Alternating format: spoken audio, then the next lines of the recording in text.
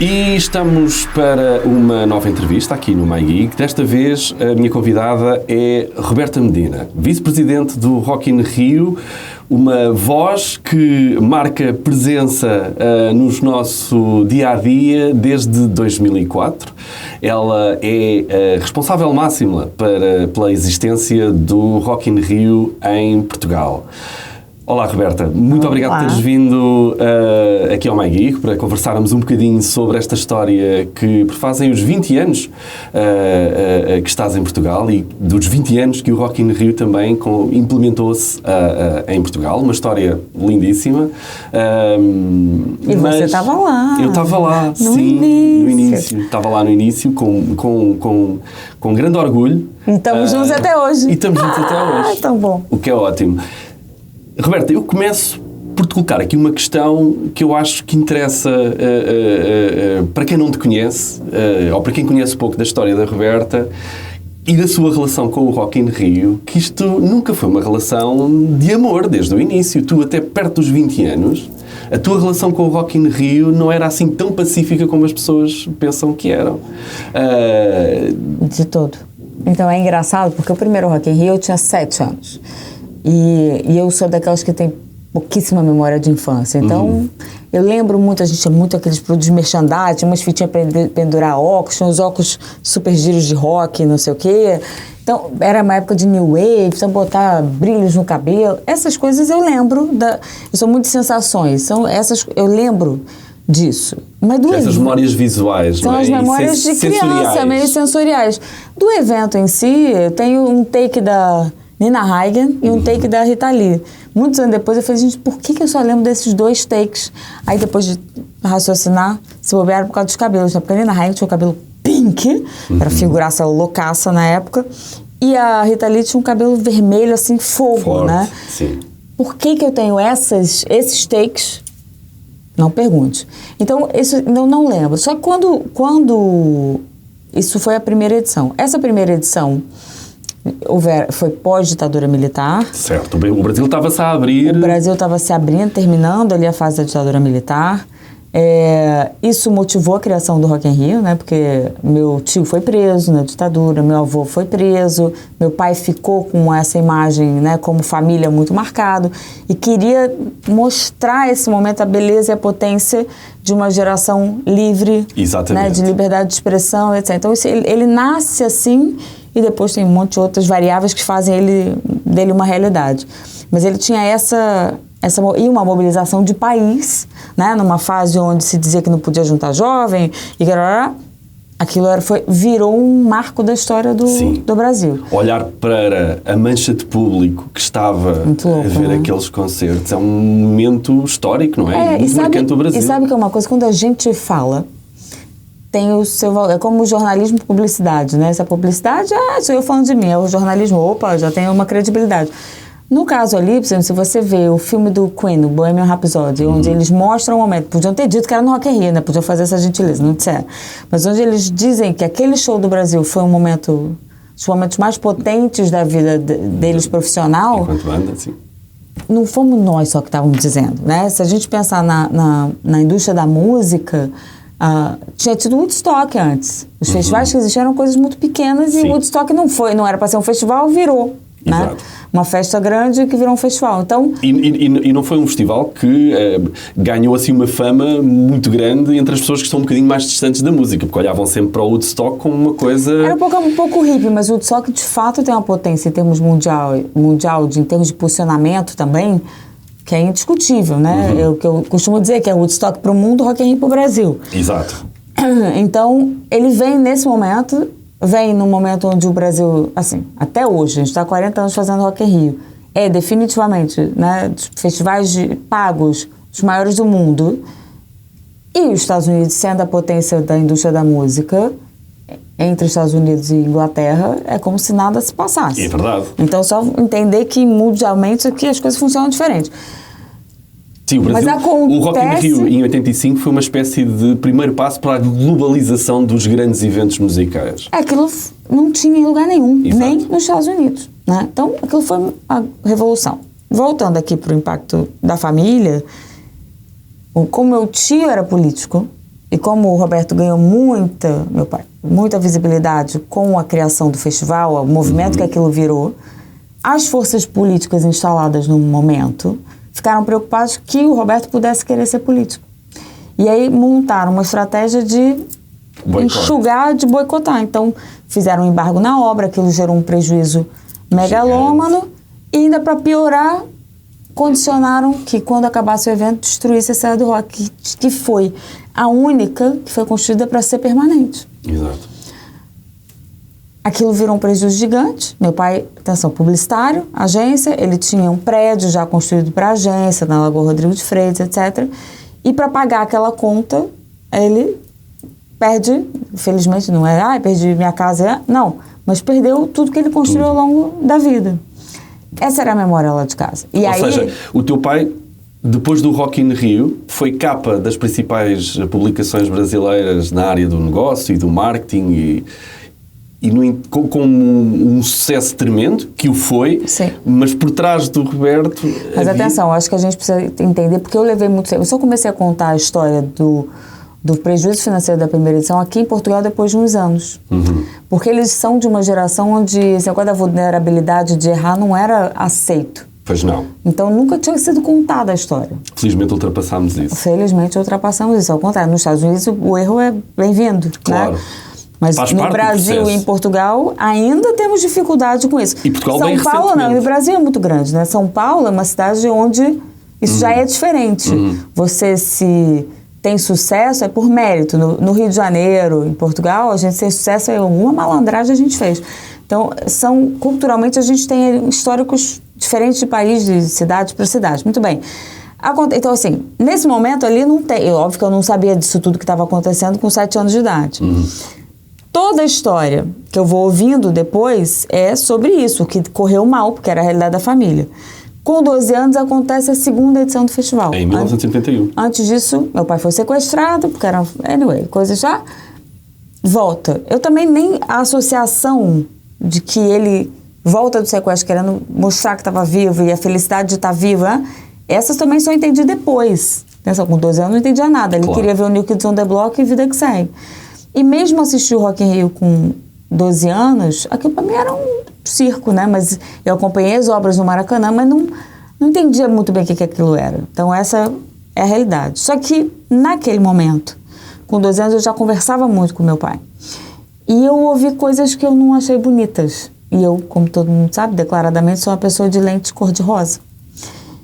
E aí, aquilo não fazia sentido na cabeça da criança, ainda mais sendo de lente cor-de-rosa. Não faria sentido hoje da criança, esquece, não foi nenhuma. Que é, mas esse cara é seu amigo, te prometeu coisa, e no final, parte do que deu errado, porque ele não cumpriu. Que raio de... O que é isso? É teu amigo mesmo?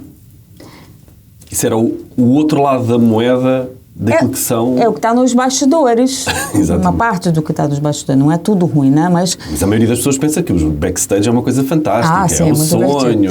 Mas o fato é que, para mim, de novo, e aí para o meu pai, de novo, aquilo como um negócio não, foi mega sucesso internacional. Claro.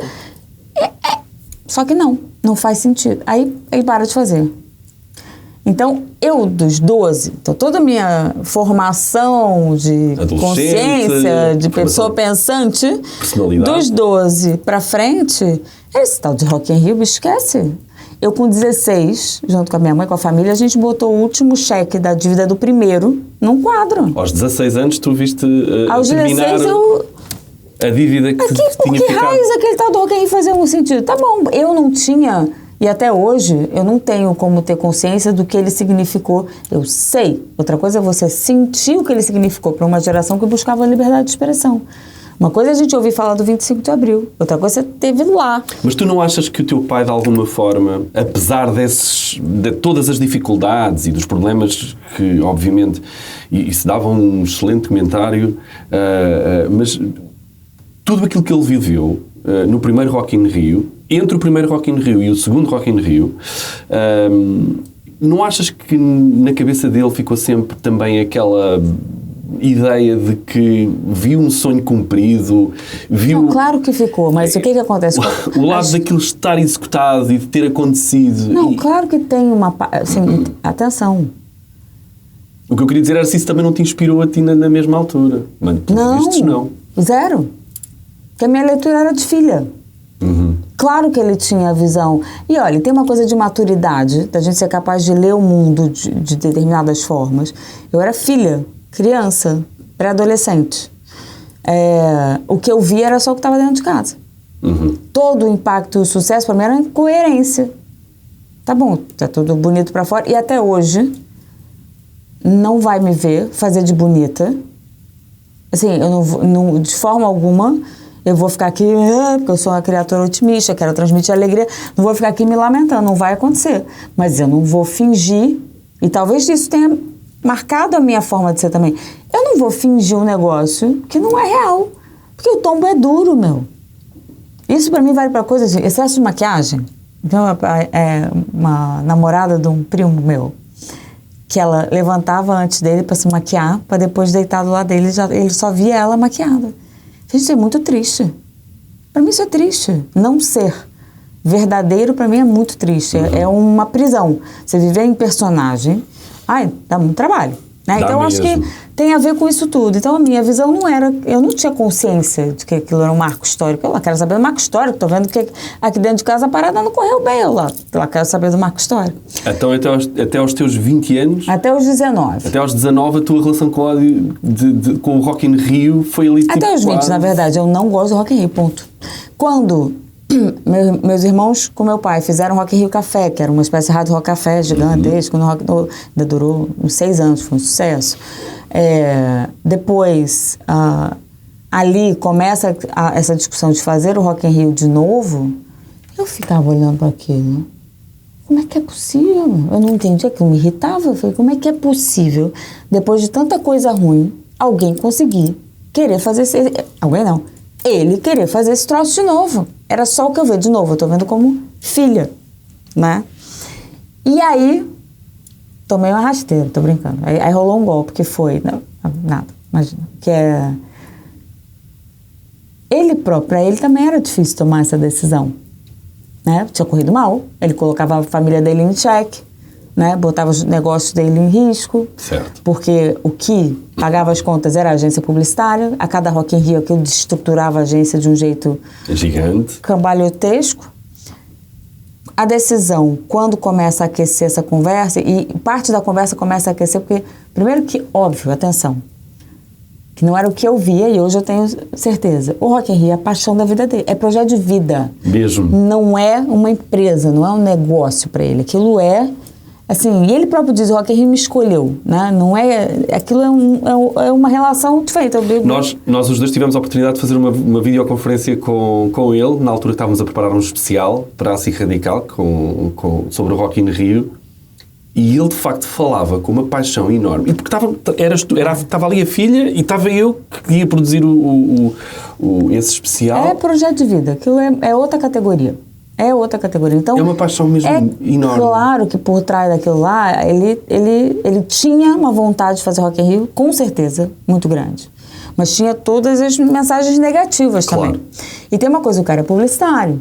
Então, ele tinha na mão uma das maiores marcas do Brasil. A gente, há uns 2, 3 anos atrás, fez, num dos estudos das marcas relacionadas com a emoção mais forte do Brasil, o Rock in Rio é a segunda. Acho que a primeira é a Netflix. Sim. Então é uma dimensão, aí o publicitário tem aquela marca na mão e não faz nada, bicho, também é incoerente, né? Pra natureza dele. Uma coisa é o que eu via como filha. E ele como, obviamente, publicitário. 2 mundos diferentes. Quando começa o bichinho de fazer de novo o festival, eu tinha começado a trabalhar com 17, me apaixonei por produção de eventos, curiosamente não por causa dele, porque a produção em si não é a paixão dele, mas eu me apaixonei, falei, caramba, gente, monta palco, tem que pensar onde é que sai gente, entra gente, não sei o quê, isso me apaixonei, falei, eu já estava trabalhando nessa área, começa a surgir a história do Rock in Rio, meu irmão, super empolgado para fazer Rock in Rio, e eu, como é que é possível? E aí, fecha-se o patrocínio. Só que aí surgiu uma coisa antes, que foi onde é que eu, fiz a curva pro outro lado. Ele próprio precisou construir uma conversa que desse motivo a ele de encarar aquilo tudo de novo. E o Brasil estava num momento, se olhar para o mundo, guerras, confusões, blá, blá, blá. E estava naquela fase que o mundo ia acabar no ano 2000. Exato. Aquela paranoia. Né? E a gente hoje fala isso sem graça, mas as pessoas acreditavam. Era um paniquito mundial de que uma parte da população achava que o mundo podia acabar do ano 2000. Em 2000. Então ele começa a criar assim, não, vou marcar o Rock in Rio para janeiro de 2000, para o povo focar no Rock in Rio e esquecer que o mundo vai acabar. Era uma ferramenta de trazer uma mensagem positiva. Além de falar guerras, não, gente, bora, música, paz, né? De novo, que era o mesmo lema da primeira edição, era 90 horas de música e paz, blá, blá, blá. Então, isso é desde sempre. Então, tá bom, volta àquela história. E ele pede para a agência fazer um vídeo do conceito do que ele estava pensando, e que a gente tem esse vídeo até hoje, um vídeo interno, um vídeo de Deus, que era como se Deus estivesse falando para a gente, como vocês fazem bobagem, mas ao mesmo tempo vocês têm uma ferramenta que une vocês de uma forma tão potente, e vocês fazem coisas tão lindas. A ferramenta era a música. E o vídeo é de tirar o fôlego. E aí, então, ele vem com essa motivação e diz, tá bom, eu tenho uma marca potente, é uma marca do Brasil, como é que eu uso isso para trazer uma mensagem boa para o mundo? Porque ele não é o cara apaixonado por música, ele não é o promotor de música, nunca foi pela música, né? Então, volta aqui, porra, mais um momento que a gente precisa dar a chacoalhada na sociedade, aí começa a criar 3 minutos de silêncio, E para mim, aí foi o momento em aí que começou deu a fazer algum sentido. Se isso tudo é para isso, é para usar essa plataforma, é usar o Rock in Rio como uma plataforma de comunicação, de conversas que precisam ser feitas de uma forma leve, usando a música. Aí pronto, tô aqui até hoje. Mas há pessoas que, pegando nisso, exatamente, dizem que isso é uma fórmula de marketing para potenciar um evento. Pode ser. Mas da vossa parte foi sempre vivido com uma paixão e uma realidade. Sim, e um olhar para a sociedade em que, de facto, se pode agarrar a coisas melhores do que aquelas... Eu acho que, claramente, assim, hoje fala-se muito de propósito. Uhum. E eu tenho, assim, eu acho que as empresas podem, em determinado momento, rever o seu propósito, etc. Tem uma parte do propósito. Eu acho que são duas coisas diferentes que a gente hoje mistura muito. Uma coisa é o propósito, para mim. Propósito é você nasceu para fazer o que no mundo? Exato. Shampoo que protege seu cabelo. Vender banana. Mas não tem importa. Tem um propósito que constitui, deveria sempre constituir algo útil para a sociedade. Propósito. O que você faz? Outra coisa é você quer usar a sua marca para fazer o bem para a sociedade. Aí você agrega no seu negócio e no seu propósito que o seu negócio gere bem, além de gerar riqueza, o produto ser útil, gerar emprego, pagar imposto, você agrega um outro layer de fazer algo mais pela sociedade. Fazer parte da sociedade. Contribuir mais ativamente do que existindo, né? Beleza. São coisas diferentes. O Rock in Rio nasce, o propósito era dar voz, uma juventude, mostrar que pessoas de raças e credos diferentes podem conviver em harmonia. É para isso que ele nasce. Então, essa é a diferença, porque a gente, de fato, pode usar uma conversa como essa como marketing. Mas no caso desse, é o que é. Nasceu assim. E no meu caso, só faz sentido assim. Pode produzir show? Pode. Tá bom. Se for do Bruno Mars, eu vou ficar mais animado. Mas, ok. Hoje, com maturidade, porque até aqui não sabe que eu vou amadurecendo bem de pouquinho, né? Devagar com a louça. Claro. E hoje eu estaria pronta para fazer como se fosse o caso. Mas não é isso fazer, não. Eu mesma ter a equipe organizada para fazer também outras coisas. Agora, eu? Não. O que me move é essa... O que eu vejo no Rock in Rio? É esse propósito. O que eu vejo no Rock in Rio? Eu vejo uma cidade, uma pequena cidade. Para a Europa, ela nem é tão pequena assim, né? Uma cidade de 80 mil habitantes. Que funciona. E que as pessoas se respeitam. E não é que é perfeito. Nada é perfeito. Aliás, e que durante aqueles dias... Funciona. Mas, e aí, isolam-se das suas rotinas. Mas isso não é... Essa não é um evento escapista. Uhum. A gente não vai para lá tomar drogas e virar Cleópatra, não é isso. Com todo respeito aos eventos escapistas, porque ele tem o seu papel na sociedade. Nesse caso, não é. Ele é um retrato e um espelho da sociedade. Só que a sociedade sem medo, a sociedade com liberdade de ser quem que ela quer que seja, e uma sociedade extremamente comprometida com o resultado do todo. Isso é que eu acho que faz a diferença. Então, isso foi ficando claro na minha cabeça, tá? Então, cada vez que eu olho para aquilo, eu falei, pessoal, bora olhar para essa parada como um laboratório. Se funciona ali, tem que funcionar para o todo. Claro que é muito mais fácil funcionar para 4 dias de entretenimento do que todo dia aqui a gente brigando, né? Que o autocarro não chega, que o pneu furou. Né? Mas é possível. Ninguém vai me contar. E agora eu estou numa outra leva, que olha, falei isso para minha terapeuta, ela quase caiu da cadeira. Eu falei, agora estou em outro momento.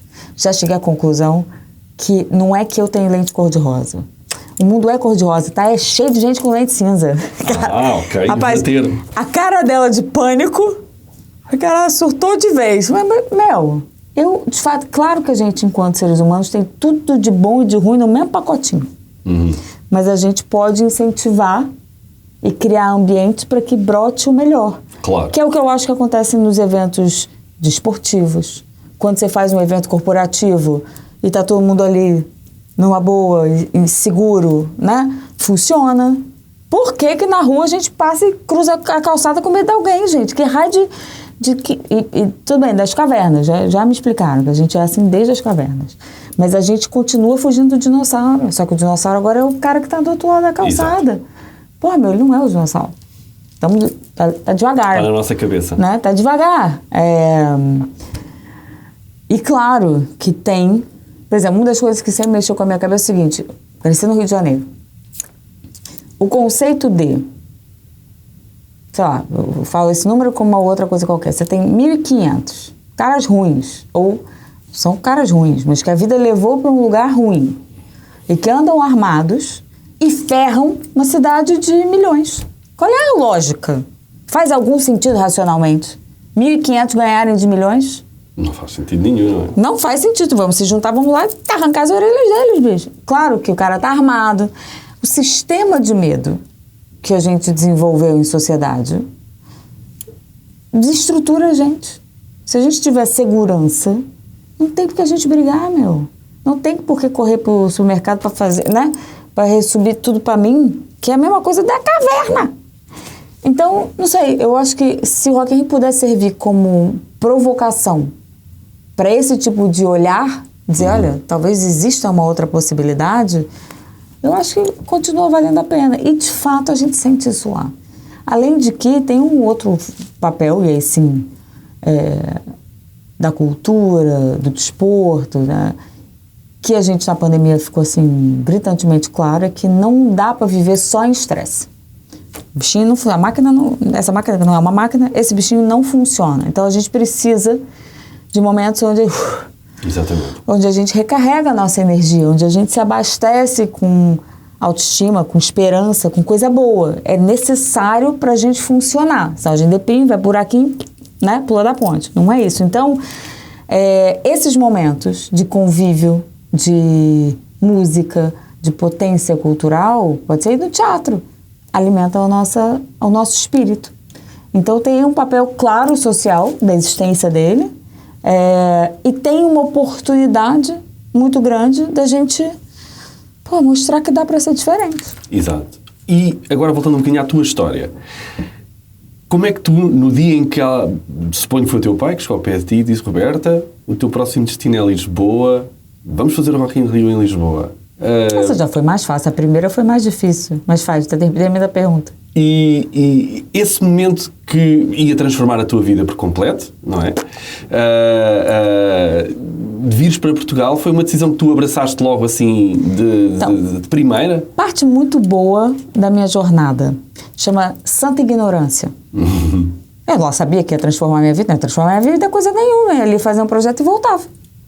Ponto, parágrafo. Não tinha isso, não... Não tinha vai mudar a minha vida. Não, tem um negócio para produzir. Eu fui à Polônia produzir uma árvore de Natal. E voltei, tô aqui, né? Claro que transforma, qualquer experiência de vida transforma a gente. Mas era um projeto, não vinha para Portugal para nada diferente do que fazer o Rock in Rio, né? Ou seja, o teu plano era vir fazer uma edição do Rock in Rio e depois regressar novamente... E depois, sei lá, nem pensava sobre isso. Eu só vinha fazer uma edição do Rock in Rio. O dia seguinte, a menor ideia, uma coisa de cada vez, né? Deu certo, não deu certo, foi, né? Tem tanta coisa que é depois do dia seguinte, né? Exato. Então, a primeira vez, quando foi lá nos 20 anos, que ele pediu para eu convocar, porque eu já estava trabalhando perto dele com produção de outras coisas, ele pediu para convocar os maiores promotores brasileiros para dividir as tarefas. A gente não tinha uma empresa de produção como hoje existe, etc. Então, convoca todo mundo, cada um pega um pedaço, um palco, uma coisa, blá, blá, e vai. Então, ele passou a reunião distribuindo tarefa e eu estou aqui. Eu estou aqui do lado direito dele, totalmente desavisada. Assim. No final, ele dizia, Roberta vai ser coordenadora de produção. Eu falei, não vou não. Vai. Não vou, não. Vai. No terceiro, aí tem a ver com educação e personalidade. Eu falei, tá bom, então vou. Eu lá sabia o que era produção, gente do céu. Tinha produzido a inauguração da praça do meu avô. Tinha sido assistente de produção de vários projetos, mas eu coordenar alguma coisa? Quem é o gerador? Devia fazer perguntas lindas, né? A grande maravilha disso, de novo, a gente estava antes falando do valor das pessoas. A maravilha disso tudo é que tinha os maiores profissionais do Brasil trabalhando dali sendo meus professores. E uma pachorra, uma paciência, né, igual a Deus, porque eu devia fazer perguntas muito idiotas e eu tinha que tomar a decisão.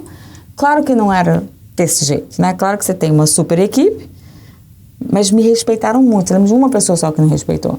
Mas foram muito queridos comigo. E sem dúvida nenhuma, que era filha do dono, bicho, né? Mas o que eu percebo é que começa a relação porque é filha do dono e o cara mandou. Agora aguenta, meu bem. Devem ter saído daquela reunião e falei, como assim, enlouqueceu? Né? Depois, quando você está na relação do dia a dia, cabe a você conquistar essas pessoas ou não. E aí funcionou muito bem. Então, eu acho que ali também teve uma parte minha muito humana, né? Que funcionou muito. Ali foi a confusão. O primeiro, esse foi... 2004. Não, 2001. O 2001, ainda no Brasil. Ali foi a revolução. A revolução aconteceu ali. Quando terminou o Rock in Rio, a gente abriu a Dream Factory, que também não era uma coisa que eu queria, porque uma coisa é uma empresa, outra coisa é fazer evento. São coisas radicalmente diferentes. Eu queria fazer eventos. Ainda queria ser assistente de alguém. Aí o povo abre uma empresa e agora vai lá, meu bem.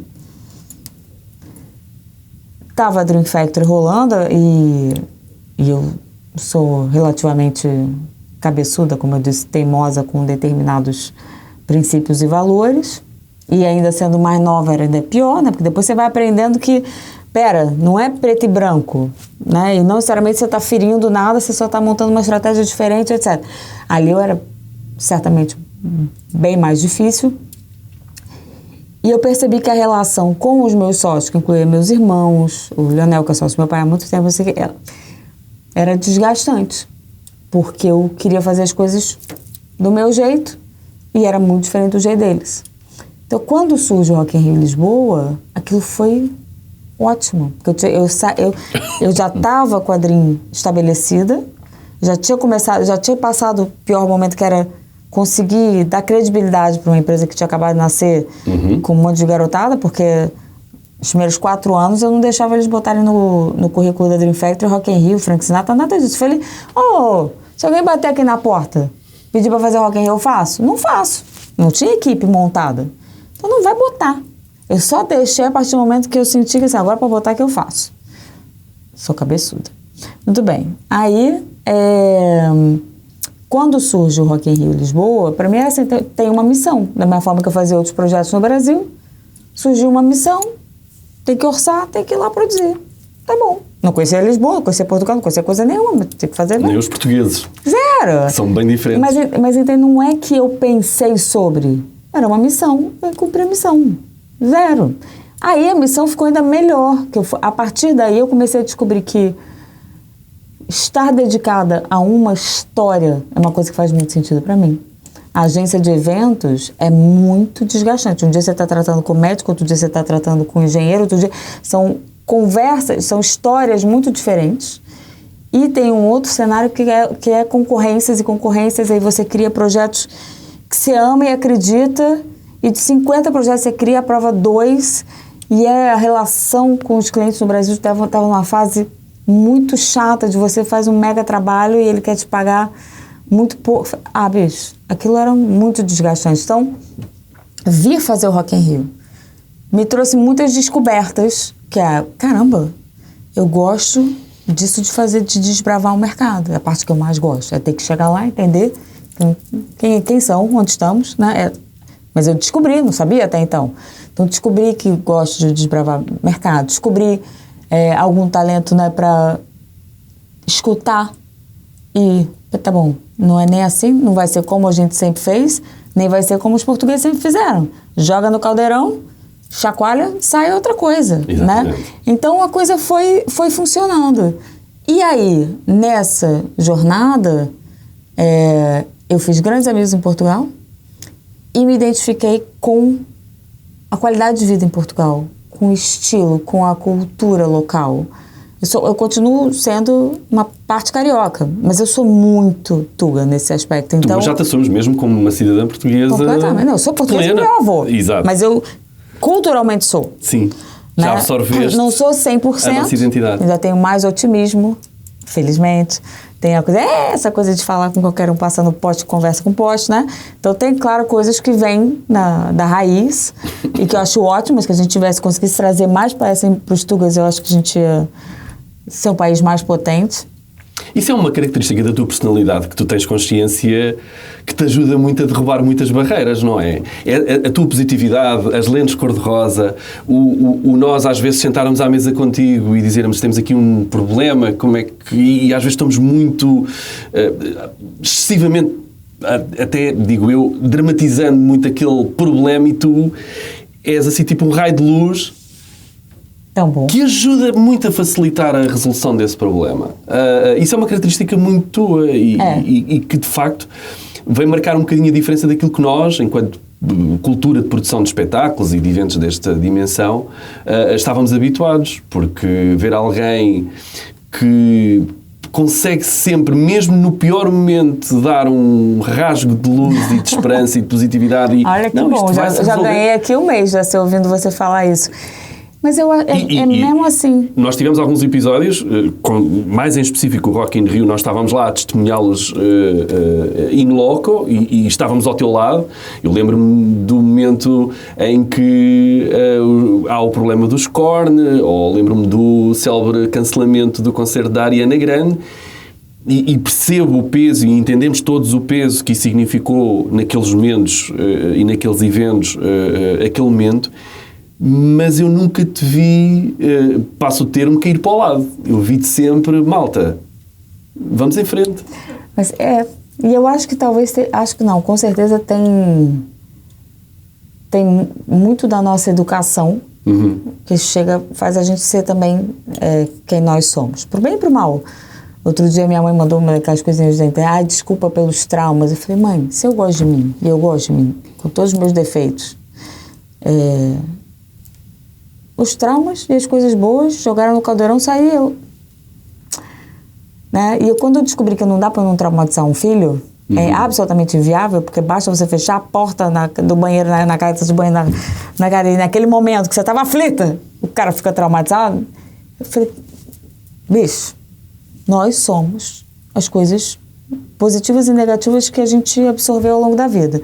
Acolhe e abraça elas todas. Porque não seria assim se não tivesse tomado sustos também. Então, ok. E nesse caso, por exemplo, eu tenho uma coisa de uma influência da minha mãe, que ela me apresentou uma cultura, uma filosofia de vida, que é Siddha Yoga, que eu não sou praticante de todo, mas pesquei algumas coisas. Eu não sou religiosa, mas tudo que se me oferecer uma coisa boa para me dar, que eu quero. Se eu sentir que é bom, vai jogar no caldeirão, né? Não importa de onde é que vem. E ali tem uma coisa que fez todo sentido para mim desde o início, que é tudo é para melhor. A partir deste viés, toca olhar em volta, bicho. Claro. rolou, não rolou? Vou ficar o quê? Me descabelando? Tem que resolver. E é engraçado, porque eu, em outras situações, posso ser muito mais dramática. Né? Tem situações e para mim é muito mais difícil tomar decisões. Mas na hora da encrenca, não tem esse problema. E o 2004, do ponto de vista... Tu chegas em 2003... Agora, atenção, isso é Roberta hoje, não é sempre, né? Claro. Hoje, ou talvez há um tempo, mas em 2004 seguramente não era essa a Roberta que você conheceu. Era uma Roberta mais reservada, mais tímida, pelo menos do que eu me lembro.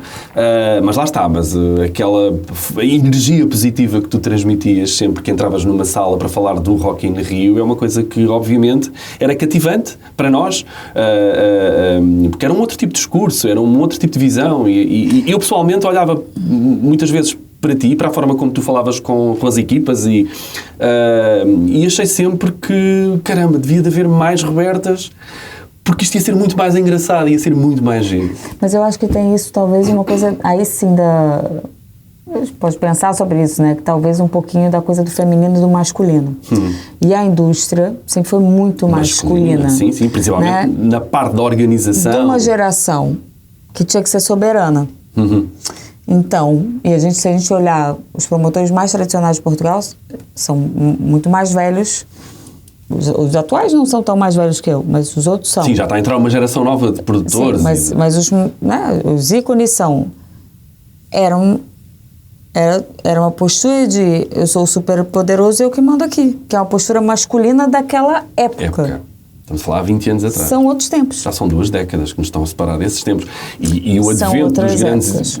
O advento dos grandes espetáculos em Portugal, dos concertos de estádio, das grandes multidões, começou em 90, 91 em Portugal. Portanto, era uma coisa ainda muito recente. Sim. Parece que não, mas entre 91 até 2004 que arranca o muita rock, coisa rolou, E você tinha grandes promotores com muitos concertos passando por aqui. Foi uma das coisas que me impressionou quando eu cheguei a Portugal, é que os artistas vinham a Portugal, porque, atenção, no Brasil não iam. Exato. Até 2001, uma das coisas que a gente vivia, quem nunca veio? Não tem quem nunca veio. Sim. Já veio, graças a Deus já veio. Né? Acabou, nas primeiras edições, até de regresso em 2011, por exemplo, quem nunca veio? Gente, esquece essa pergunta. Claro. Felizmente, todo mundo já veio. Sim, né? sim. Então, mas era 90, muito diferente. Os anos 90, em Portugal, a década de 90 foi uma década fortíssima, porque eu não me recordo de todos os grandes nomes da música pop naquela altura, todos pisaram estádios portugueses. Não eram os festivais, mas eram os concertos vinham a Portugal. Isso veio proporcionar depois o passo seguinte, que eram os festivais, onde tu conseguias reunir mais artistas num cartaz, e aí começámos a importar a ideia dos festivais, que sempre parou.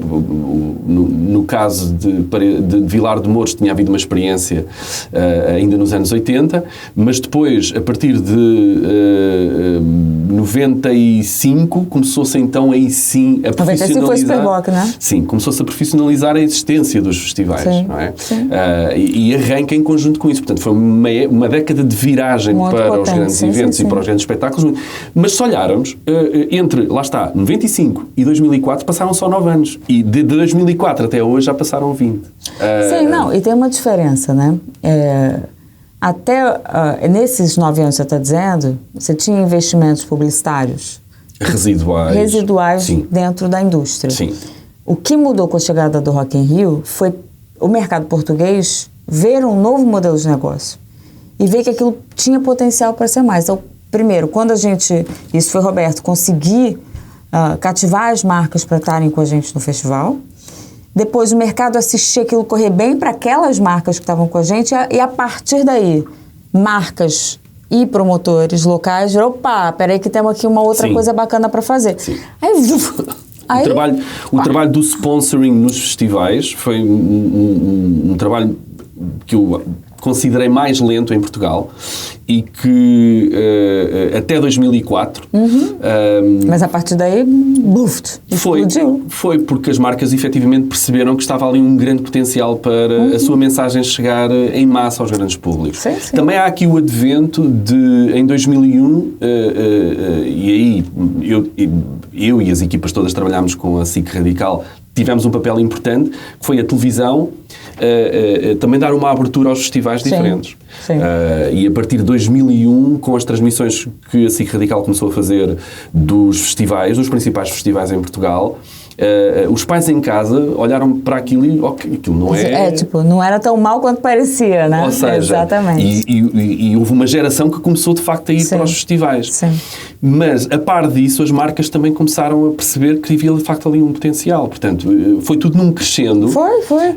Eu acho que, na verdade, a gente acabou exponenciando, sim, porque outro fenômeno que a gente trouxe foi alargar o público. Exatamente. Né? E no caso do Rock in Rio em específico. E atenção, para alargar o público, uma parte disso exige infraestrutura diferente. Né? Porque os mais velhos e os mais novos não vão para bagunça popó igual a juventude que topa tudo. Isso trouxe esse público mais velho, mas traz também o público mais maduro e os mais novos, mas além disso isso traz confiança para as marcas. Certo. Que é a mesma desconfiança que os pais tinham. Atenção, os pais são os diretores de marketing que tomam decisão. Então, quando vocês começam a mostrar que aquilo não era tão mal quanto parecia, primeiro movimento. Depois, quando você entrega um ambiente mais seguro, a marca consegue ter mais confiança para estar presente. Porque é muita responsabilidade. Uma coisa é correr mal um festival para um promotor. É ele com ele mesmo. Outra coisa é quando ele está representando marcas, ele está criando um problema para mais pessoas. Exato. Então, existe uma responsabilidade aqui nessa relação muito grande e diferente. Mas um modelo de negócio que o Rock in Rio depois veio implementar, porque os festivais, até àquela altura, creio que o seu modelo de negócio era muito na bilhética. Bilhética. Contrata artista, monta venue, vende ingresso, foi. E o vosso modelo foi um bocadinho tentar... O nosso revolucionou. Suportar um bocadinho mais todo o evento numa base de investimento de marca e... E atenção, é assim até hoje. E não era viável fazer o Rock in Rio como foi feito em Portugal. Atenção, o Rock in Rio no Brasil tinha sido 85, 91, 2001. E até 2001, na edição 2001, ou 80% do investimento era feito por marcas, o ticket médio era tão baixo pelo poder aquisitivo da população para cobrir o investimento. Que não fechava, não adianta. A gente teve 1.250.000 pessoas e essa conta não fechava. Quando a gente vem para Portugal, a gente descobre um novo equilíbrio. Exato. 50% vindo das marcas, 50% vindo dos consumidores. Isso fez o negócio ser viável. Porque aí a gente consegue... Porque, atenção, a gente acabou de produzir o Lollapalooza, que é um dos maiores festivais do mundo, em São Paulo. Foram 18 dias de montagem. O Rock in Rio fica 3 meses. São coisas distintas, não é melhor nem pior, são produtos completamente diferenciados. Então, no caso do Rock in Rio, para entregar aquela robustez de infraestrutura, robustez de cartaz, ou tem investimento publicitário, ou talvez em alguns países do norte, países muito ricos, sei lá, isso viabilizasse na venda de ingresso. Não rola, não tem como, nem no Brasil, nem aqui seria possível de outra forma. E é assim que até hoje é feito. E outra questão que... No Brasil também. E outra questão que eu também acho que importa sublinhar para a história e para a maneira como o Rock in Rio se vem implementar em Portugal foi que, e isso no início foi até tema de discussão social e político, que foi os apoios que eventualmente foram dados logo na primeira edição no Rock in Rio, através da cidade de Lisboa e do município de Lisboa, porque se pensou ou desenhou que estava-se ali a favorecer uma entidade, uma organização em detrimento de outras. Mas a verdade é que as outras nunca tinham tentado fazê-lo, não é? Até então. Também é verdade. Da maneira que o Rock in Rio veio tentar em Portugal. E isso também é uma outra mudança de visão, que é o entretenimento e a cultura como um benefício econômico para a cidade. Exato. E não como um custo. E o que me impressiona é a gente, 20 anos depois, ainda ter gente fazendo a mesma discussão. Mas a parte triste é, se não conseguiram defender a jornada como um bom investimento, como é que vão defender um festival como um bom investimento? Gente, as cidades precisam de calendário. As cidades têm que ter recorrência para ter visitantes, para ter equilíbrio social e cultural. Embora hoje nós temos essa percepção, porque a venda dos bilhetes também reflete isso, há já um turismo de festivais, não é? E o país muito grande. Abraçou. Eu não sei quando surgiu o Portugal Summer Festivals, que é uma plataforma que o turismo de Portugal passou a usar para promover Portugal internacionalmente. Isso não acontece só em Portugal. É óbvio que isso cresceu na Europa como um todo, cresceu no mundo no mundo, nos Estados Unidos como um todo. Então, nada anda sozinho, né? Não é nós aqui. Nós temos muitos turistas que vêm hoje a Portugal. Mas tem muitos turistas, mas a própria dinâmica de Portugal com música é muito potente também, né? Ainda depende muito de apoios governamentais, que não é esse caso, porque, atenção, a gente não recebe dinheiro público. A gente tem o terreno oferecido. Exato. É os apoios. O apoio deixa você fazer aqui. É simples quanto isso. Ninguém está pagando para a gente fazer. Se você olhar para grandes eventos, Volvo Ocean Race, Web Summit, esses projetos receberam recurso e acho muito bem. Foram importantes para a cidade de Lisboa, foram importantes para o país. Sim. Ajudaram a posicionar. O Volvo não tem menos percepção, mas o Web Summit foi uma revolução em termos de imagem de Portugal internacionalmente, em termos de modernização. Pelo amor de Deus, gente. Não cai do céu. Isso é propaganda, é publicidade, é divulgação, é movimento econômico, é gente que vem, que paga o transporte, que fica no hotel. Isso é economia girando com alguma outra coisa qualquer. Então, eu acho que ainda existe, por quê? E aqui uma mentalidade muito medíocre, que cai nesses discursos e que engana a população, de ficar discutindo politicamente, eu quero te gerar um problema. Mas isso é uma questão muito portuguesa. Não, isso é uma questão política. A nossa política no mundo está muito deteriorada. Então, quando eu, como oposição, seja eu quem for, verde, vermelho, amarelo, laranja, verde, eu como oposição, estou sempre entendendo como é que eu te crio um problema. Exato. Focam-se no problema, não na solução. Eu devia estar aqui para ver se você está fazendo um bom trabalho e te ajudar a fazer um bom trabalho, não para ficar te atrapalhando. Mas a política no mundo caminhou para esse lugar. Olha, recentrando aqui um bocadinho a conversa, ainda nos primeiros anos de Rock in Rio em Portugal. Obviamente, tu vens também tentar implementar em Portugal, que era numa altura onde muitos festivais já estavam, de facto, firmados e eram muitos, né? Havia ou seja, entre 2000 e 2004 era o Superboc e o Sudoeste. E o Superboc, o Sudoeste, o Festival Vilar de Mouros, Não, foi, voltou, mas entre 2001 e 2004 o Festival Vilar de Mouros estava em ação. E o Festival Paredes de Cora, que tinha retomado, entretanto, ali nos finais dos anos 90. Paredes também, sim. Havia ali, nós fazíamos tours de norte a sul, exatamente atrás desses festivais.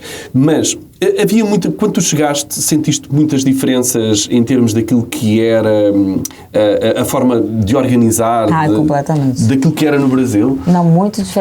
E aí tem a ver com aquilo que a gente falou, a dimensão.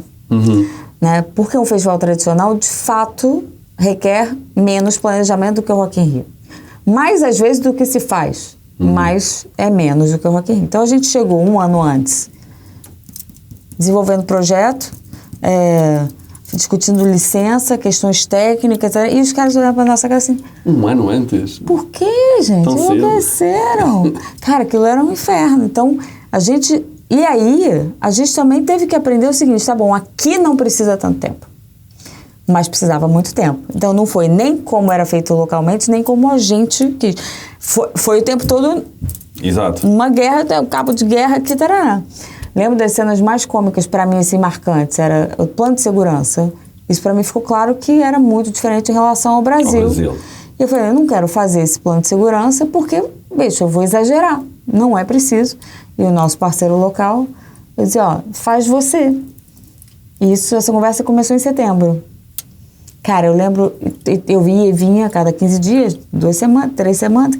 Então, já tem? Não, semana que vem. Então, já tem semana que vem. Bom, a gente foi assim de setembro a março.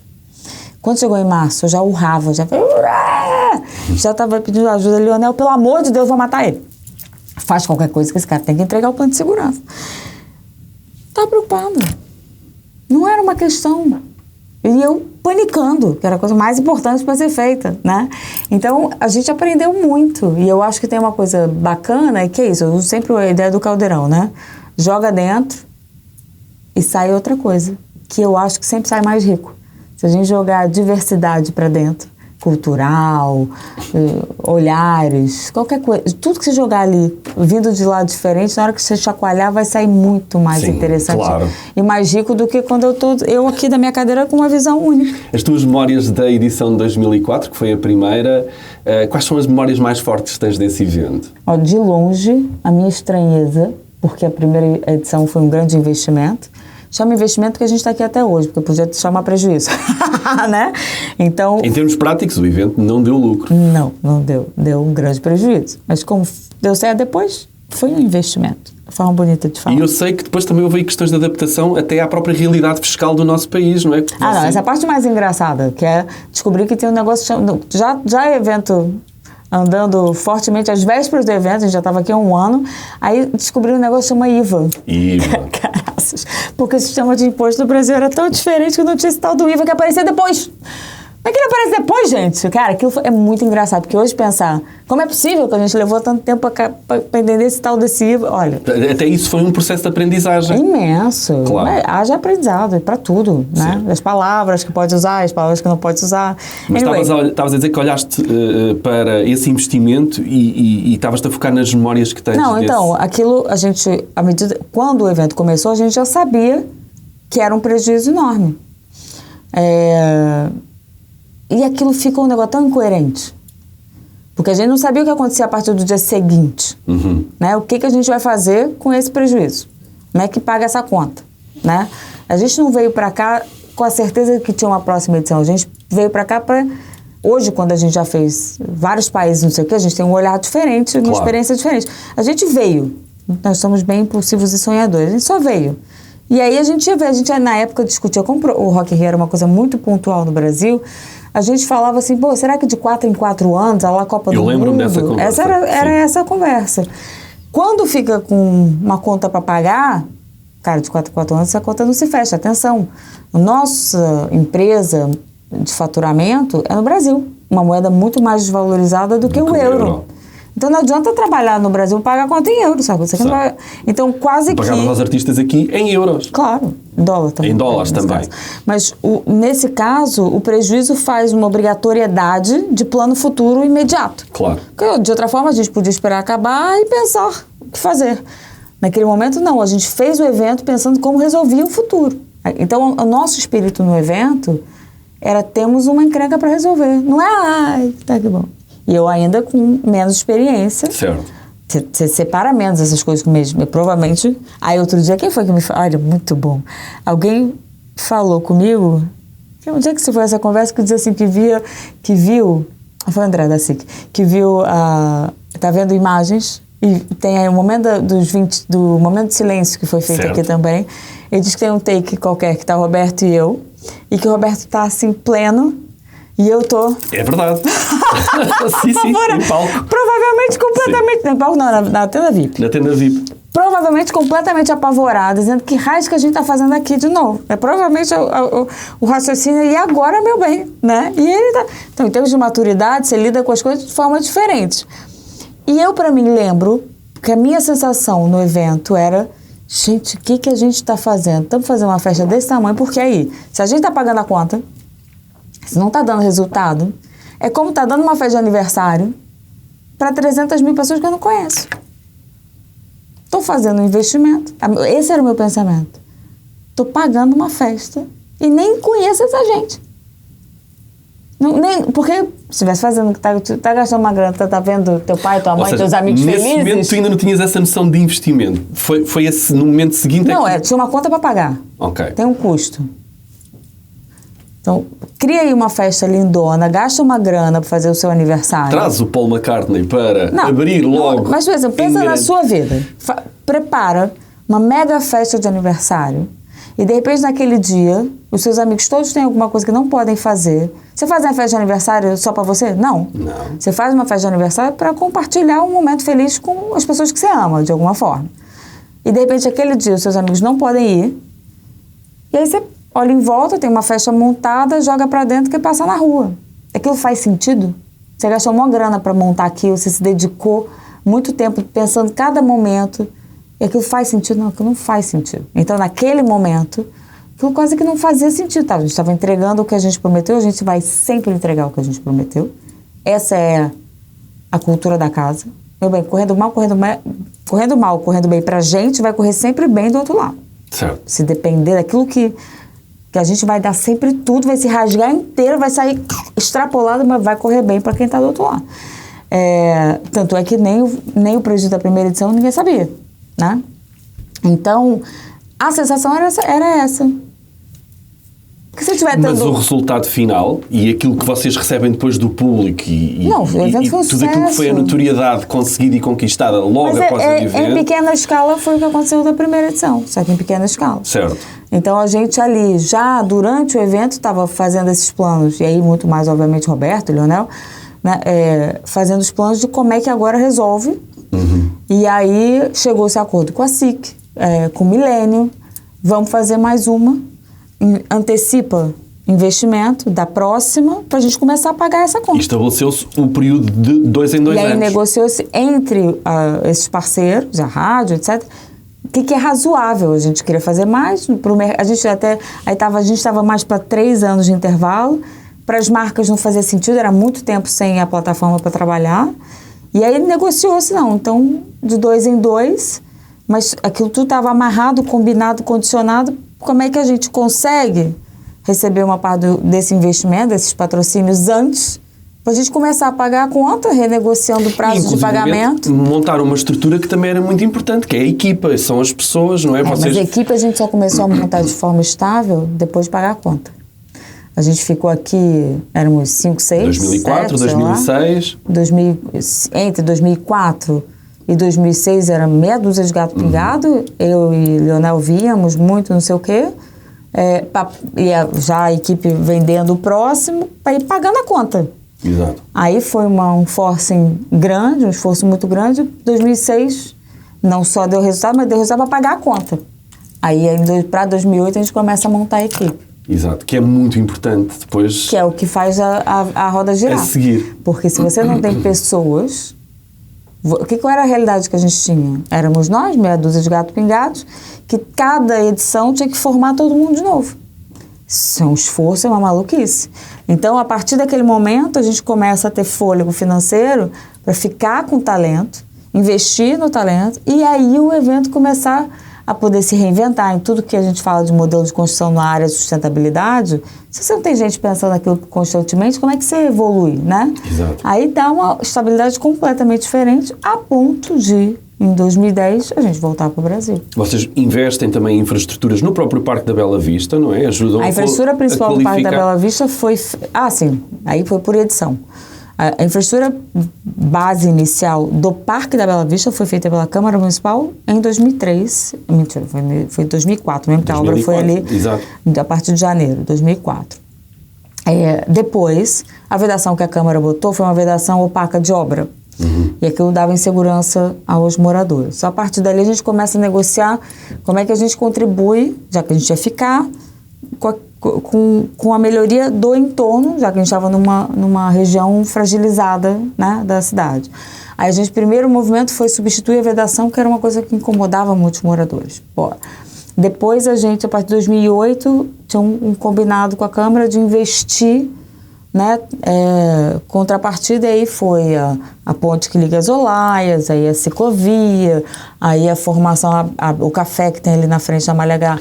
A qualificação de toda aquela região passa muito também um bocadinho por aquilo que vocês foram desenvolvendo ao longo desses anos. Passa por nós, mas acho que passa muito também pela cidade passar a enxergar mais. Uhum.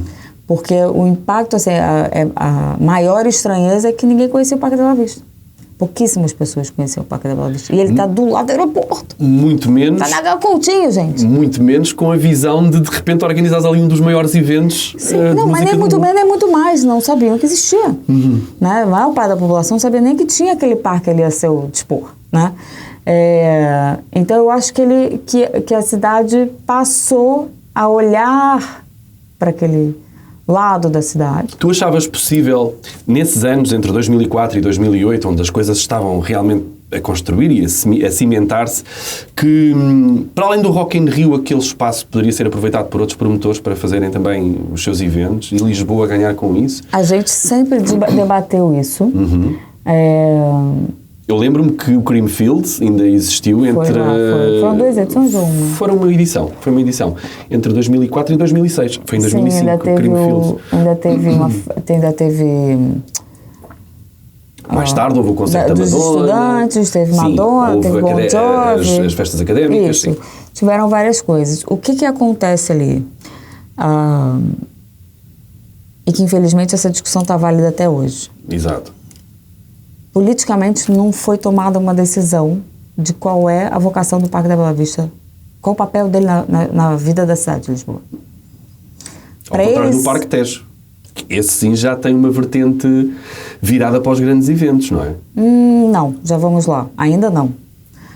A Bela Vista, se fosse para ser um espaço, se a decisão política for, ela é um espaço para grandes eventos, para pequenos eventos, ela precisava de outras infraestruturas.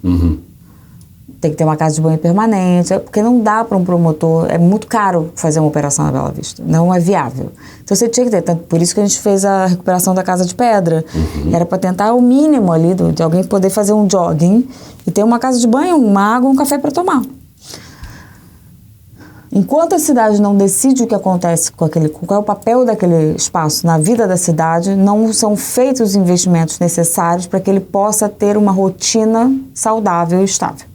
E essa é a realidade da Bela Vista até hoje. Ele tem todo o potencial. Não é dizer que todo fim de semana vai acontecer alguma coisa lá. Não, porque os moradores não tolerariam isso de forma alguma. Claro. O que é o plano? Qual é o plano? Quantos grandes concertos? Quantos eventos pequenos? Tem que ter um plano, né? Isso não foi feito até hoje. No caso do Parque Tejo, o que a gente sabe hoje, mas é recente, agora tem que esperar a conclusão. O Rock in Rio ele é um teste para aquele espaço. Agora, uma coisa para aquela região é você dizer que acontece o Rock in Rio de 2 em 2 anos e outras coisas menores com X frequência. Você tem que dizer qual o papel daquele parque na vida das pessoas. Por que é mais fácil no caso do Parque Tejo? A primeira intenção da Câmara nesse momento é que ele seja um espaço de lazer, um espaço verde para a população. Não é um espaço de eventos constantes. Mas isso precisa ser tem que ser combinado com a população. Olha, a intenção é que aconteça X eventos, que se construa qualquer coisa, só o quê, que tenha um restaurante, sei lá o que vai ter. Exato. E a maior parte do ano, então X dias do ano ocupa com não sei o quê, e o resto do ano passeio de bicicleta. Ali tem uma coisa mais fácil, eu já entendi nas conversas, que como ela é uma sequência da Expo, tem muita gente que já corre, que passeia diferente da Bela Vista, né? Que uma série de motivos. A Bela Vista é uma destination, você tem que ter alguma coisa acontecendo para você ir lá. O Parque Tejo não é bem assim. O Parque Tejo ele faz parte do dia ali daquela região. Então, a tendência é que a ocupação dele seja muito mais fácil do que é no caso da Bela Vista. Ainda assim, tem que combinar. Porque se você disser para os moradores que vai ter um Rock in Rio a cada 6 meses ali, eles vão jogar a gente pela janela. Não vai acontecer. Então, é um combinado. O que é o Rock in Rio nesse momento é fazer todos os testes de impacto sonoro, fazer todos os testes de estudos de impacto ambiental, fazer tudo que é preciso para, terminando o Rock in Rio, a gente chegar a uma conversa e dizer... Ok, e agora? E aí? Funcionou? O que funcionou? O que não funcionou? Que ajustes seriam precisos ser e qual é o plano?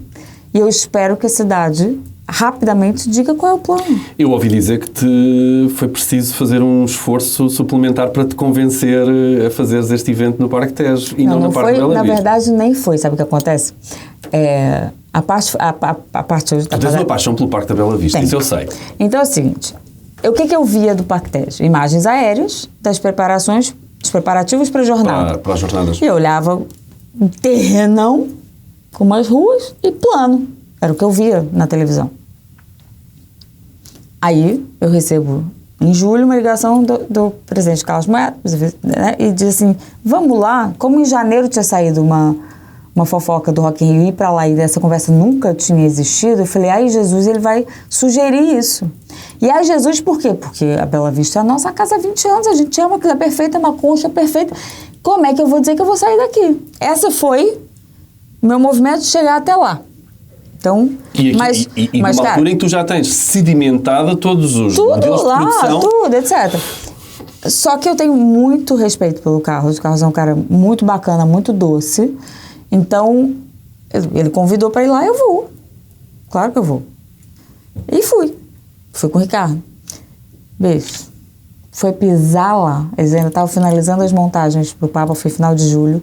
Foi pisar no parque. Eu falei, ai que agora eu tenho problema. Porque o parque é divinal. É maravilhoso. Saímos os dois assim, mas fazendo de difícil, porque não era simples assim, vem, agora vem. Não conheço o terreno, não sei nada, é gigante, tem que pensar, né? Então a postura com o presidente assim, vamos estudar. Mas dentro, claro, borbulhando de entusiasmo com o que a gente estava vendo. Mas agora tem que sentar e tem que trabalhar. E a gente precisou de 2 meses para trabalhar, para pensar, e tinha uma coisa essencial. A gente está numa era de artistas maiores não estarem necessariamente presentes nos eventos. Então, ou a gente tinha um nome forte para segurar o cartaz e os investimentos necessários, ou era arriscado, né? Então, enquanto a gente fazia o processo de avaliação do que seria, como seria esse novo espaço, a gente estava também com o processo de contratação das bandas. Uma bateção, que aquilo é uma bateção de cabeça, né? Um desespero verdadeiro. E aí a gente confirma a Ed Sheeran. Eu falei, agora temos. Com a Ed Sheeran a gente tem aqui caldo para encarar essa brincadeira. A realidade é que esta edição no Parque Tejo vai obrigar a organização Rock in Rio a ter que implementar ali muitas estruturas que diferentes, e não estão lá ainda, não é? Infraestruturas. Tem uma parte, assim, tem uma coisa que a gente consegue trabalhar com muita infra temporária, né? Por exemplo, o parque não tem a rede elétrica, postes, etc. A gente não vai fazer a rede elétrica do parque. Ele é gigante, né? Ele é muito maior do que a Bela Vista. O que a gente vai fazer, nesse caso, vamos solucionar com as tecnologias disponíveis para eventos e para colocações temporárias. Tem uma parte, a parte pesada, e que a gente está sendo até surpreendido em termos de investimento, para baixo. O terreno é muito desafiador por conta do histórico dele. Exato.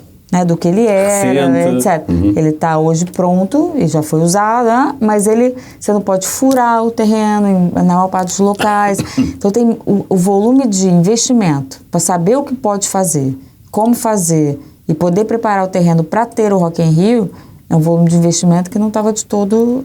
esse a gente não conseguiu sequer, porque a gente achava que já tinha mais informação. Uhum. Né? E foi tudo rápido e não tinha tanta informação. Então isso está sendo assim, a parte da surpresa é que está dando mais trabalho do que parecia.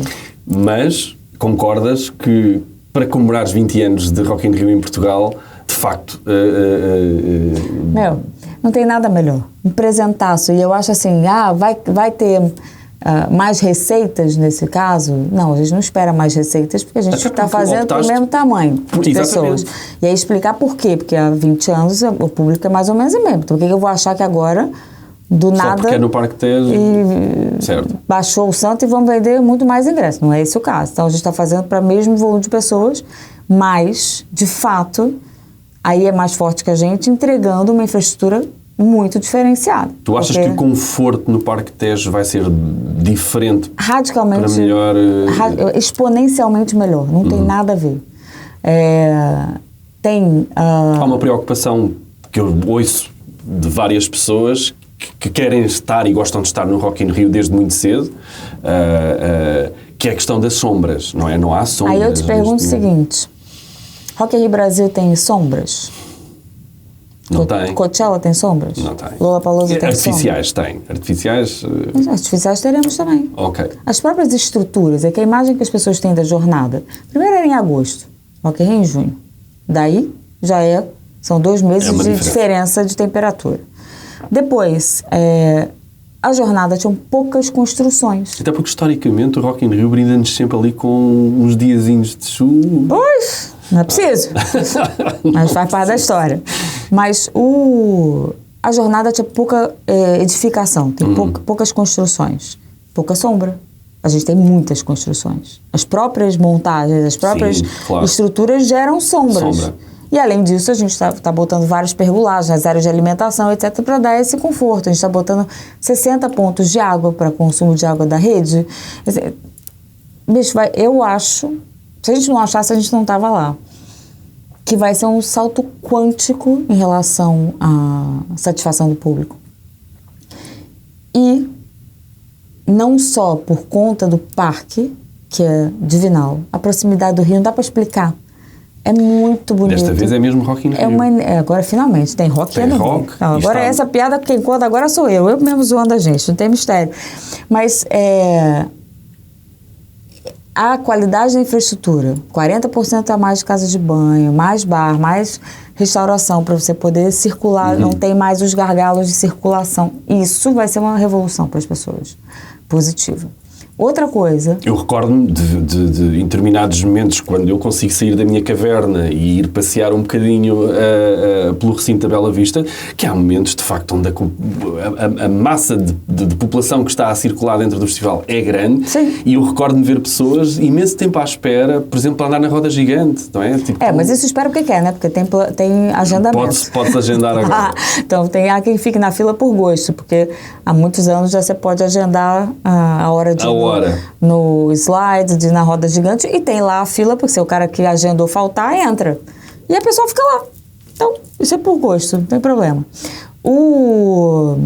Outra coisa que vai ser uma percepção, e aí sim eu acho que é início de uma construção de futuro muito positiva e diferenciada, que é o peso que a gente está conseguindo dar à parte artística, por ter mais espaço e poder ampliar os palcos. Isso, já deu para ver que vai crescer imenso. E ampliando os palcos, você consegue ter artistas de maior porte. Tu acabas de apresentar neste momento um palco novo na estrutura do Rock in Rio, que é o Palco Tejo. É o Palco Tejo, que é, obviamente, o nome, apesar de ainda ter tentado ir para um outro caminho, foi realmente, depois de 3 semanas de discussão, foi realmente, não tem que ser Tejo mesmo, porque marca essa história, independente do que venha, né? Se volta a Bela Vista, não volta a Bela Vista, mas...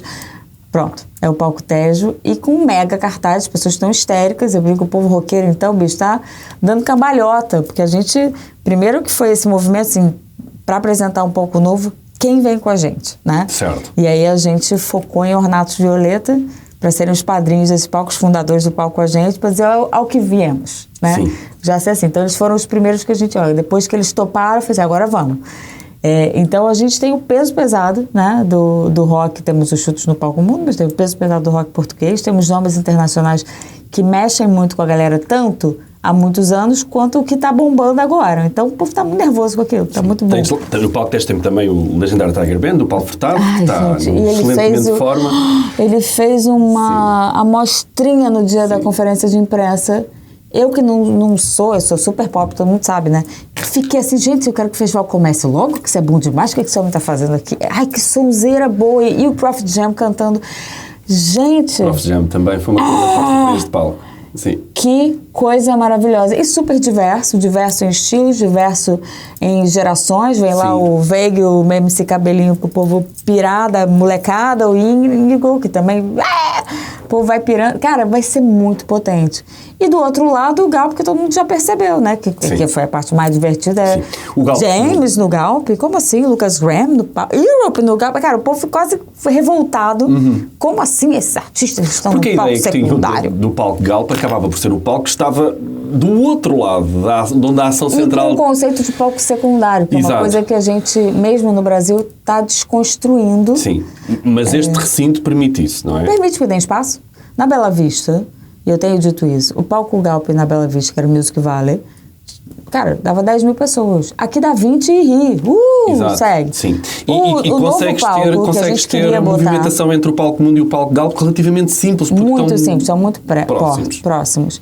E mesmo, outra maravilha desse parque ele tem todas as inclinações para garantir as clareiras naturais, a arquibancada natural para os palcos, mas ele é muito simples, não tem aquela busca de qualquer lugar onde você está vendo tudo. Exatamente. Então você facilmente planeja a sua experiência dentro do parque. A vista da roda gigante, para. A vista da roda gigante é...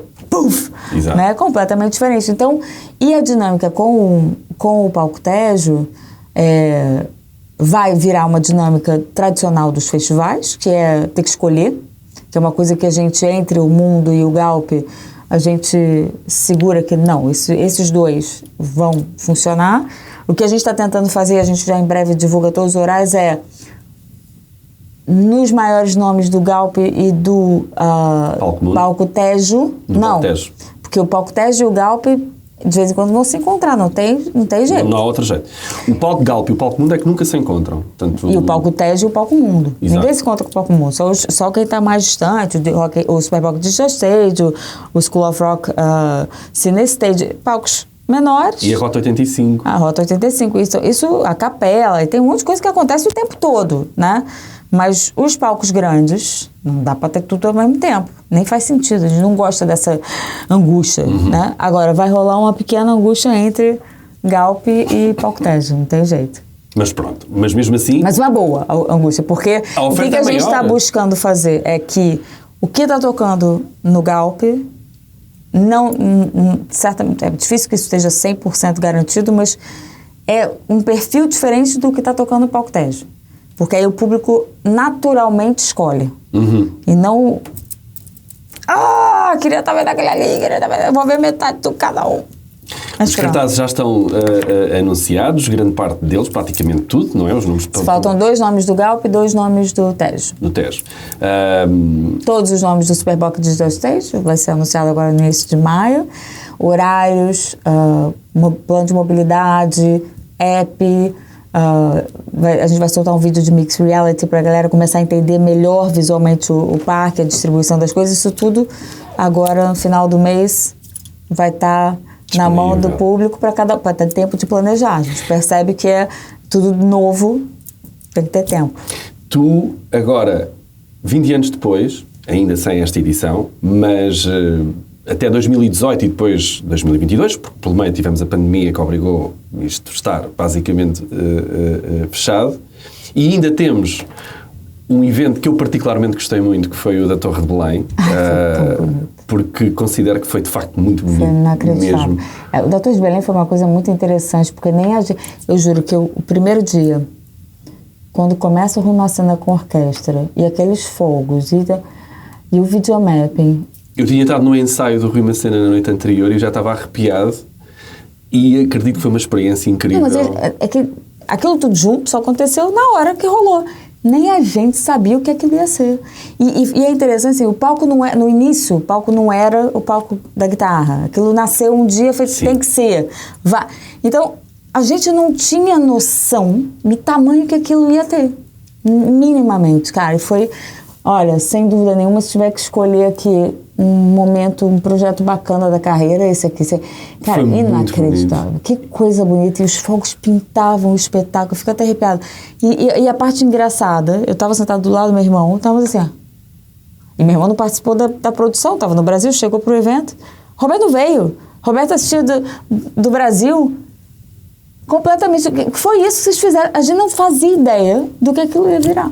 Foi para mim uma experiência enquanto realizador para a SIC Radical, que nós também demos a cobertura para a SIC Radical, destes concertos. Foi um momento... Eu ainda hoje olho para estas imagens e vejo que provavelmente terá sido dos momentos mais bonitos em termos de eventos musicais em Lisboa. Por tudo. E até mesmo pelo próprio público. E por ser gratuito, que traz aqui uma permissão. Sim. Tem uma coisa bonita quando ele é 100% democrático, né? Que eu acho que a gente consegue ter um público muito diverso, mas obviamente tem um corte, por mais que a gente convide muitas pessoas, né, dos bairros e de associações, claro que tem um corte econômico, né, que é o que é. Então ali não tinha nem esse. Então é muito especial, assim. Desta experiência, ou seja, desta história, já não é uma experiência, isto já é uma história vivida. Houve coisas boas que tu conseguiste pegar nelas e transportá-las para a realidade do Rock in Rio no Brasil? Imensas. Primeira coisa foi como as marcas estão presentes no entretenimento. Até a edição de 2001, tinha alguma interação, distribuem alguma coisinha, muito pouca. Quando a gente vem para cá, a gente já vem com outro olhar, porque a gente começou a ver em 2001 os pais que tiveram suas vidas marcadas pela edição de 85, eles levando os seus filhos. E a gente estava preparado para adolescente, mas não estava preparado para criança, que não era um ambiente de criança. Quando a gente vem para Portugal, a gente já vem com esse insight, mas se isso pode ser um evento para criança, vamos trazer. A gente já tinha feito um outro projeto que trazia outras referências interessantes. Aí a gente falou, não, vamos agora partir por esse caminho de parque temático da música. E a gente começou a acelerar. Foi aqui que isso foi feito. E um dos desafios que o Roberto implementou com as marcas foi convencer que elas precisavam ser parte do entretenimento. E não está lá, de bonito, com a plaquinha. Isso foi uma revolução. E quando a gente volta para o Brasil, em 2010, para fazer a edição de 2011, em 10 a gente trouxe, na edição de Lisboa de 10, a gente trouxe os patrocinadores todos do Brasil para olhar a televisão, para entender como é que a cobertura da rádio era feita. A cobertura televisiva tudo também foi marcante para o Rock in Rio. Completamente. Foi uma troca muito intensa entre os parceiros brasileiros com os parceiros portugueses para construir a edição, o regresso do Rock in Rio para o Brasil. E até aqui estamos fazendo algo que parecia óbvio, faz essa troca, experiência, Quando acontece a edição de 2011 no Brasil, é que a gente deu conta, de novo, do choque cultural que aquilo tinha sido, porque aí parecia que tinha pousado um OVNI, porque o entretenimento no Brasil, que é muito avançado, não estava sendo trabalhado daquela forma. E aí mudou completamente. Então, sem dúvida nenhuma. E aí tem uma outra coisa. A equipe que foi fazer Rock in Rio no Brasil foi a equipe portuguesa. E a gente passou a ter uma cultura, não obviamente, muito desenhada também pela dificuldade do primeiro, de ter que trabalhar de uma forma muito racional para viabilizar o projeto, que a gente vai para o Brasil com uma cultura própria de como fazer radicalmente diferente do que era o mercado de produção brasileiro. Puf! Nasce um outro bicho no Brasil. E isso ainda é muito marcante. A gente tem muitos portugueses na equipe, muitas lideranças portuguesas na equipe. Alguns deles lá estão a passar tempo inteiro. Opa! Não, tem muitos a tempo inteiro e muitos, alguns, sei lá, o Ricardo está 17, Pedro, mas eu vou saber dizer, mas muitos há mais de 10 anos. Certo. Então já tem um grupito ali musculado forte. E ainda, aí o que acontece? O que começa a acontecer? Óbvio que o mercado brasileiro tem uma robustez, uma capacidade de investimento radicalmente diferente do que a gente tem em Portugal. É uma questão de escala, não é? É uma questão de escala. Mas o que ainda assim acontece? Coisas que a gente faz aqui inspiram coisas que acontecem no Brasil, coisas que eles fazem lá inspiram coisas que a gente faz aqui. Então, por exemplo, agora para os 20 anos a gente é avançado para o videomapping. Quando o Roberto viu na SIC, eu só partilhei quando também eu continuo um pouco cabeçudo. Quando ele viu a cobertura da notícia em si, também quero fazer aqui. Aí vão lançar no Brasil. Então, a gente continua fazendo essa... E é muito rico, né? Porque são culturas e mercados tão diferentes que o que surge de um lado, por exemplo, o mundo da experiência com o mundo digital no Brasil é muito mais avançada do que a gente tem aqui em Portugal. Porque a gente só com a pandemia começou... Não teve opção. Bicho, vocês têm que se relacionar com essa parada. A gente ainda estava no cash, no dinheiro físico. Então, tem muita experiência lá que a gente aqui, na última edição, só para arrumar a parte de tecnologia, de informação do festival, que foi um inferno. Foram 2 meses de uma galera trabalhando para começar a botar nos eixos, porque estava parado em 1901, né? Então, é muito rica essa troca que continua acontecendo. Muito bem. Nós estamos a caminhar rapidamente para o final da nossa conversa. Queria-te colocar aqui mais 2 questões relativamente à edição de 20 anos do Rock in Rio. A primeira das quais é: os 20 anos vão ser assinalados com um momento muito especial também, não é? Sim, queres falar um bocadinho sobre isso? Por esse evento que vai ter videomapping. A gente, obviamente... Fogo de artifício, que este ano... Espera que segura aí, meu bem. Então, assim, a gente queria fazer um momento muito especial. Então, o que a gente desenhou? A gente, todos os dias, no intervalo antes do último Artista do Palco Mundo, a gente vai ter, a primeira vez que o Palco Mundo vai ter um mega videomap incrível, feito pelo Cubo, que fez a Torre de Belém com a gente. Junto, é um espetáculo que tem som, luz, tem o Terry, que é light designer com Patrick Woodruff de Adele, AC/DC, todos, Rolling Stones. Dos maiores artistas. Todos. o Terry tratando da iluminação. A gente vai abraçar a clareira toda com muito equipamento, que a gente foi uma coisa que a gente fez em São Paulo e funcionou pra caramba. Então a iluminação vai aqui invadir mais a clareira. Fogo de artifício vai pegar o rio, vai passar para estar em balsas, no palco, mas em balsas. Então, assim, revolução absoluta no investimento. E uma experiência de 360. E essa parte que eu sou a teimosa do grupo. Falei, não, bicho, quando explode o confete lá na frente, a gente vibra com a visual. Mas quem está na frente vê o visual e a sensação. Então, a gente está trazendo para a clareira inteira CO2, fogo e confete. Uau! Acho que vai ser muito lindo. Mas é daqueles momentos que a gente só vai descobrir no primeiro dia, né? Porque não rola ensaio geral desse. Dá pra ver o videomapping, mas não dá pra ver tudo acontecendo ao mesmo tempo. Tu veste, tu que abraçaste a cultura portuguesa e a tua vida basicamente já é Portugal, não é? Vais ao Brasil como visitante. É isso mesmo. Isto já é a tua casa. Tu vês-te ficar por cá ao longo da tua vida? Eu trabalho firmemente para ficar por cá. Existe uma pressão enorme, né, do Brasil, com o tamanho de empresa que está lá, mas eu sou muito convicta de Portugal. Então, o meu foco é 100%, mais 20, 40 anos, bora lá fazer esse Rock in Rio Lisboa crescer, inventar coisas boas, novas, para estar sempre por aqui. E agora, uma questão que eu acho que também é fundamental e muito importante naquilo que tu trouxeste também e que a tua equipa conseguiu dinamizar, que tem sido as talks e a experiência que vocês partilham com muita gente e que é um somatório de muitas histórias, de muitas vidas, com muitas experiências, muitas delas se calhar nem têm nada a ver com o próprio Rock in Rio, mas numa grande parte delas bastante inspiradoras para muita gente que tem aquele desejo e o sonho até de um dia conseguirem chegar a um nível em que a Roberta Medina está, que é terem hipótese de elas próprias promoverem os seus eventos, produzir os seus eventos. Tu sentes que de alguma maneira, e por seres uma mulher no meio de uma indústria que é muito masculina, como nós já referimos, embora eu conheça mulheres muito fortes melhorou muito, a trabalhar neste meio. Aquilo que a gente falou, de 20 anos para trás para cá, não tem nada a ver, já tem muita mulher. Né? Sim, e tenho muitas amigas que trabalham na indústria da produção de grandes eventos, de concertos e de festivais, mas tu sentes de alguma maneira que também tens esse papel inspirador e aspiracional de poder dares para uma nova geração, tipo, isto é possível, trabalhem. Quando tu contas a tua experiência, a tua história... Eu tenho esse feedback. Eu não faço nada pensando nisso, como é óbvio. Né? Eu faço daquele mesmo jeitinho que eu vim há 20 anos atrás, tem uma missão, estabelece a missão, bora entregar a missão, né?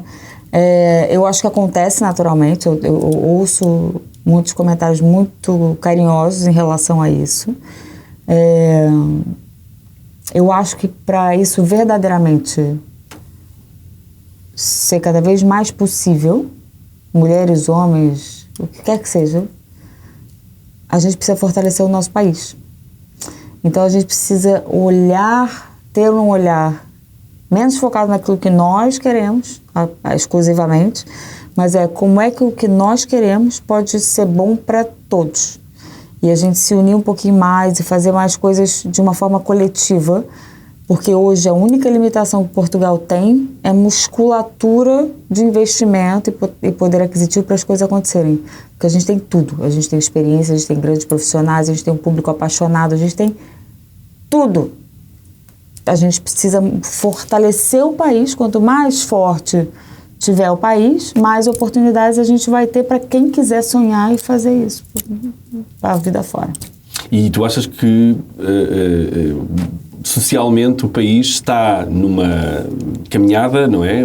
Onde as coisas estão a mudar, a sociedade está a avançar. Tu achas que ainda é preciso trabalhar muito para haver condições para que este tipo de eventos e trazer... Nós já não podemos ignorar que Portugal, de há muitos anos a esta parte, está na rota dos grandes eventos musicais. Somos olhados, embora não pareça, mas somos olhados de fora como um excelente exemplo de como é que as coisas fazem. Sim. Nós temos muito aquela perspectiva de olhamos para Glastonbury e de facto é a história do Glastonbury. É o Glastonbury. E olhamos para outro tipo de eventos espalhados pela Europa. Mas a verdade é que eles também olham para nós com os nossos festivais e o nosso Alive hoje é já uma grande referência, sim. O Rock in Rio, e tu achas que há condições para que o país, apesar de ter um lote e um calendário de festivais muito grande, conseguir provar que é de facto um grande produtor de grandes eventos a nível internacional? Eu acho que isso o país já provou. É o que você está dizendo, a imagem do país internacional, ninguém tem dúvida que Portugal é capaz. O que Portugal internamente a gente não percebe é que a indústria é bastante precária. Não é uma indústria rica como parece. E se você vê os estudos até da Porfest, o ticket médio é muito baixo. Nós já falamos disso. E depende muito de investimento público, que não é uma coisa exatamente saudável. Não é que é uma indústria forte financeiramente para poder crescer, né? Uma coisa é você ter aquilo cheio, outra coisa é você ter vendido ingresso, são coisas radicalmente diferentes. Então, eu acho que sem a economia estar fortalecida, e não basta a economia estar fortalecida, porque já teve momentos econômicos melhores, e se a cultura não for de valorização e for de, o que vem de música, o que vem de cultura é gratuito, e música, leia-se, teatro, artes, se isso for visto como algo que eu tenho gratuitamente, eu não invisto meu dinheiro nisso. Eu invisto para viajar, invisto para ir no restaurante, mas não invisto nisso. Então, mesmo em momentos economicamente melhores, não necessariamente o consumidor estava educado para querer investir naquilo. Então, a gente precisa de vários movimentos, mas acima de tudo, sempre, se a economia não estiver forte, não tem como. Isso vale para a indústria da música, do pastel, não sei o quê. Só que tem indústrias que são de necessidades básicas, né? E de alguma forma você entra na internet e você tem lá um show qualquer para você ver, a música toca e toca na rádio. Então você chega na cultura de uma forma mais fácil do que você precisa comer, você tem que comer, né? Então eu acho que tem coisas para acontecer, mas a economia forte é essencial para que essa indústria tenha musculatura verdadeiramente. Muito bem. Olha, Roberta, vou-te deixar aqui a última palavra para tu convidares aí a galera para estarem, obviamente, nesta edição dos 20 anos, que são 4 dias, que serão, obviamente, 4 dias memoráveis, creio eu. 15 e 16, 22 e 23 de junho. Portanto, eu deixo... Temos aqui um cartaz, acho que o que é bacana é que esse ano a gente conseguiu ter um cartaz que começa com rock, tem um público um pouco mais velho, Scorpions, Evanescence, Chutos e Lá Vamos Nós, Extreme, depois Europe. Aí a gente passa por um dia muito familiar, muito transversal, com Ed Sheeran, com Callum Scott, com o João, com o Fernando Daniel, e Lucas Graham e Salve Quem Puder. Depois a gente tem um dia... O Jogo da Seleção. 22 com o Jogo da Seleção. A gente está aqui querendo construir um momento muito poderoso de torcer pela seleção todo mundo junto. O Cidade do Rock vai parar para ver o jogo de Portugal. E aí tem Jonas Brothers, tem Macklemore, tem Ivete Sangalo, nossa Ivete, tem Carolina Desjardins, tem muita coisa, tem Ornatos, Violeta. No dia 23, a garotada, né? Então, acho que esse ano a gente não é sempre que a gente consegue, mas esse ano a gente conseguiu chegar a todo o nosso público e a gente está trabalhando para serem dias muito felizes. Muito assim de uma recarga de energia extremamente poderosa para todo mundo sair dali assim, cheio de energia para a gente fazer o Portugal ficar melhor. Muito bem, estou contigo. Muito obrigado. Obrigada. Foi muito bom estar à conversa contigo. Muito e agora vamos regressar às mangas e vamos bora fazer acontecer.